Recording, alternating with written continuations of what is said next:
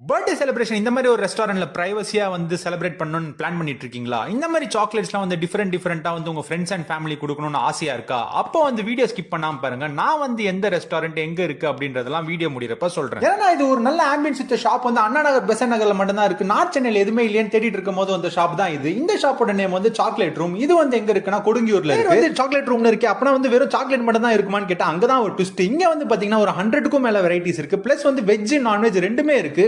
வந்து like for example வந்து pasta, pizza, burger, sandwich, அப்புறம் ஃப்ரைட் ரைஸ், நூடுல்ஸ்னு இந்த மாதிரி எக்கச்சக்க வெரைட்டிஸ் இருக்கு.